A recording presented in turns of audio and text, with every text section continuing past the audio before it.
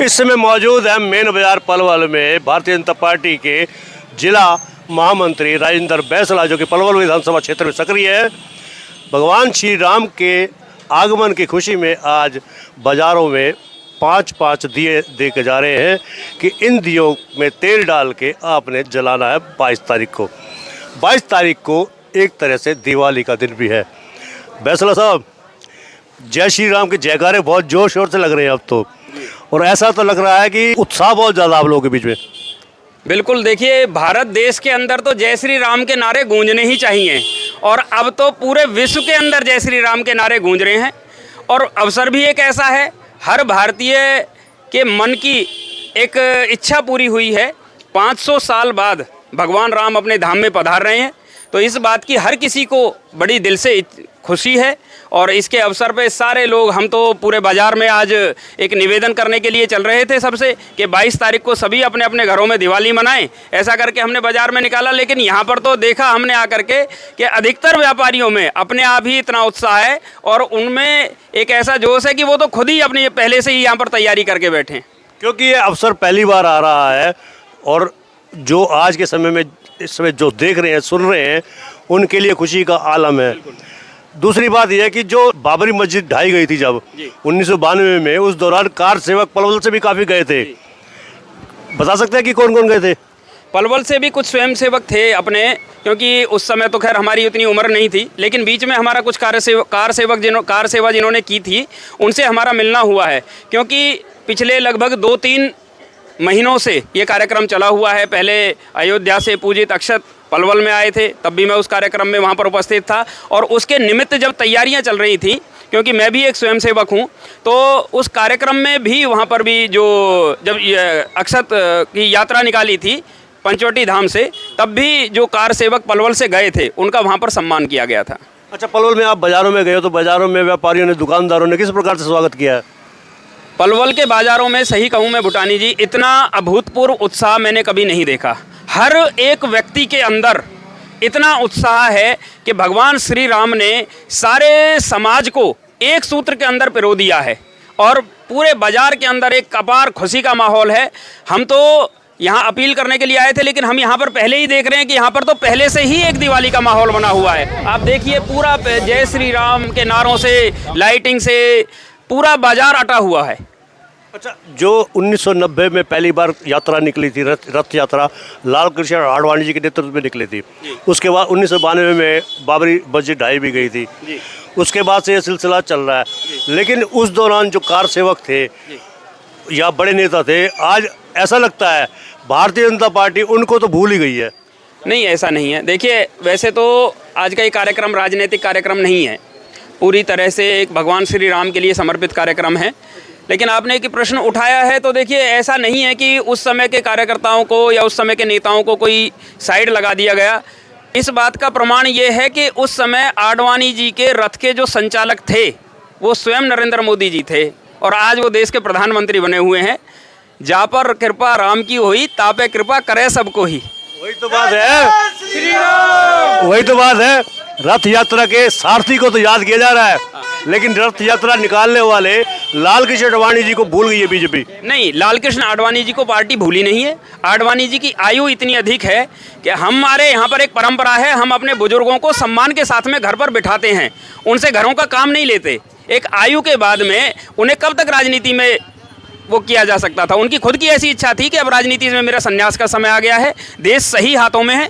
इस कारण से उन्होंने वो राजनीति से अलग हुए, और आज भी पार्टी के अंदर उनका सम्मान है। इस बात को मुझे कहने की ज़रूरत नहीं है, मैं तो एक बहुत अदना सा कार्यकर्ता हूँ, लेकिन पार्टी की टॉप लाइन लीडरशिप जो है वो आज भी उनका दिल से सम्मान करती है। अच्छा, पार्टी में उसकी उम्र आडवाणी की ज़्यादा हो गई, इसलिए पोस्टरों से भी गायब हो गए नेताजी। देखिए, परिवर्तन है ये, ऐसा नहीं है। पार्टी में प्रोटोकॉल होता है, उसके लिए पोस्टर्स के लिए प्रधानमंत्री जी का, राष्ट्रीय अध्यक्ष जी का, इनके पोस्टर लगते हैं, मुख्यमंत्री जी का, प्रदेश अध्यक्ष का, ये प्रोटोकॉल होता है। वो पोस्टर वाली बात आपकी, मैं उससे सहमत नहीं हूँ। अच्छा, कांग्रेस भी लगातार ये आरोप लगा रही है कि ये भाजपा बाय कर दिया इस कार्यक्रम को बीजेपी वालों ने। उनसे किसी ने मना किया था? उनसे किसी ने मना किया था कि 22 तारीख को तुम कहीं पर जाकर के दिए मत जलाना? उनसे किसी ने ये कहा था कि तुम भंडारे मत करना? कांग्रेस अपने पैर पर कुल्हाड़ी खुद मारती है, और फिर उसके बाद में जब चोट लगती है तो फिर वो रोती है कि ईवीएम है के। कांग्रेस को ये समझ में नहीं आ रहा, आज देश पूरा राम में हो चुका है, कांग्रेस को ये बात समझ में नहीं आ रही। लेकिन कांग्रेस के जो युवराज हैं वो, और कांग्रेस पार्टी तो वो असलियत में वो पार्टी है जिसने राम की द्रोही पार्टी है। ये भगवान राम को एक कल्पना बताया, ये बताया कि ये तो काल्पनिक हैं। भगवान राम के मंदिर बनने के लिए जितने भी रास्ते में रोड़े अटका सकते थे, कांग्रेस पार्टी ने तो वो अटकाए हैं। इन कांग्रेसियों को तो शर्म आनी चाहिए।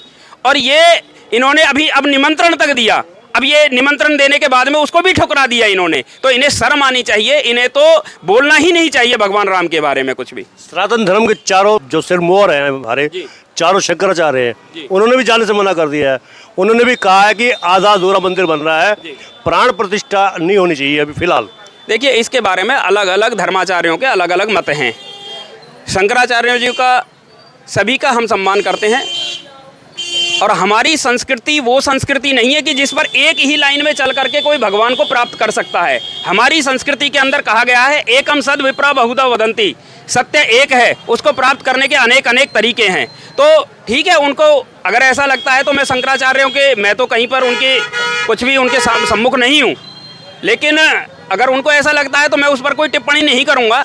लेकिन बहुत सारे लोगों की ऐसी राय भी है कि ये जो हो रहा है ये धर्मानुकूल है और इसमें कहीं कोई गलत नहीं है। लेकिन कुछ लोग ये भी कह रहे हैं कि बीजेपी को चुनावी जीत चाहिए, इसलिए भगवान श्री राम का मंदिर बहुत जल्दी से जल्दी लाया जा रहा है। 2014 में तो पार्टी राम मंदिर लेकर के नहीं आई थी, लेकिन फिर भी चुनाव जीती। 2019 में तो पार्टी राम मंदिर लेकर के नहीं आई थी, फिर भी चुनाव जीती। 2024 में ये एक संयोग है कि इस समय पर राम मंदिर का निर्माण भी हो रहा है, और भगवान श्री राम के लिए तो पार्टी सदैव समर्पित रही है। कोई दिन ऐसा नहीं जाता जिस दिन भगवान राम, हमारी संस्कृति, हमारा हिंदुत्व के लिए पार्टी कोई कार्यक्रम ना चलाती हो। इसलिए ये कहना इन कांग्रेसियों की तुच्छ मानसिकता है, इसके अलावा कुछ भी नहीं है। अच्छा, आप भाजपा के जिला महामंत्री हैं, पलवल विधानसभा क्षेत्र से आने वाले समय में 22 तारीख को तो खुद मोदी जी भी मना कर रहे हैं आने से सबको, लेकिन 22 तारीख के बाद जब समय मिलेगा, पलवल विधानसभा क्षेत्र से श्रद्धालुओं को क्या ले जाया जाएगा फ्री में? जी देखिए, मैं बात करूं, अभी मैं राम मंदिर होकर के आया था, 5 दिन मैं वहां पर होकर के आया, और मैंने वो सब चीज़ें बड़े निकट से देखी हैं। वहाँ का जो माहौल है, मैं समझता हूँ कि हर एक व्यक्ति को अपने जीवन में एक बार अवश्य अयोध्या जाना चाहिए।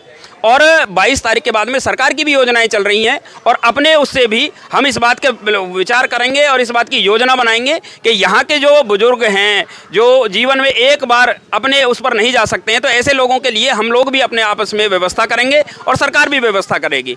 अच्छा, मंदिरों की आप सफाई कर रहे हैं इस दौरान 21 तारीख तक, यानी कि कल तक सफाई करनी है आपने, लेकिन लोग ये कहते हैं कि मंदिरों की सफाई तो पहले ही भक्त जन करते हैं, श्रद्धालु जन करते हैं, संत महात्मा करते हैं, पुजारी करते हैं, इनको सफाई करनी है तो वार्डों में जाए ना जहाँ गंदगी है। वार्ड के अंदर भी सफाई होगी और मंदिरों के बाहर भी सफाई होगी। कोई अगर ये कहता है कि वार्ड के अंदर सफाई नहीं होती तो उसकी ये गलत है। और ये ज़्यादातर जो लोग हैं वो एक विशेष मानसिकता के और विशेष पार्टी से, विशेष दल से संबंध रखने वाले लोग हैं, ठीक है। और मंदिरों के अंदर भी सफाई होगी। सारे कार्यकर्ता, आज मैं स्वयं भी एक मंदिर पर होकर के आया हूँ, वहाँ पर भी मैंने सफाई अभियान चलाया है। मंदिर के अंदर सफाई करने में इनको दिक्कत क्या है? नहीं, वो ये नहीं कह रहे कि ना करें, वो कह रहे हैं कि सफाई तो वहाँ होती है चौकस, लेकिन अगर सफाई करनी है तो वार्डों में जाके करें जहाँ गंदगी है, कूड़े के ढेर पड़े हुए हैं। भूटानी जी, हर एक वार्ड के अंदर डोर टू डोर पिकअप होता है कचरे का, वहाँ पर भी जाकर के सफाई व्यवस्था चलती है। पलवल नगर परिषद के अंदर अनेक सैकड़ों कर्मचारी हैं जो कि हर एक वार्ड के अंदर जाकर के सफाई व्यवस्था देखते हैं। ये प्रशासनिक काम है। अगर किसी की फिर भी कहीं कोई ऐसी समस्या रहती है तो हमें बताएं, हम नगर परिषद से संपर्क करके या संबंधित पार्षद से संपर्क करके वहाँ पर सफाई की व्यवस्था की सुनिश्चित करेंगे वहाँ पर। तो ये हमारे बीच में भारतीय जनता पार्टी के जिला महामंत्री आज बाजार में आए हुए हैं। हर दुकान पर जाकर 5-5 दिए भी दे रहे हैं। इन दियों में तेल डाल के इसको जलाना है। 22 तारीख को दिवाली मनानी है। और साइड में जो आप देख रहे हैं YouTube channel, Facebook page, Instagram और एक्स हैंडल, इसको आप लाइक करें, फॉलो करें, कमेंट बॉक्स में जाके एक प्रतिक्रिया अवश्य दें। और बेस पीछे देख रहे हैं, सुन रहे हैं, जय श्री राम के जयकारे लग रहे हैं। भारतीय जनता पार्टी के नेता बाजारों में जाकर जयकारे भी लगा रहे हैं और बाजार पूरा सजा हुआ है लड़ियों से और लाइटों से। धन्यवाद। जय श्री राम। जय जय श्री राम।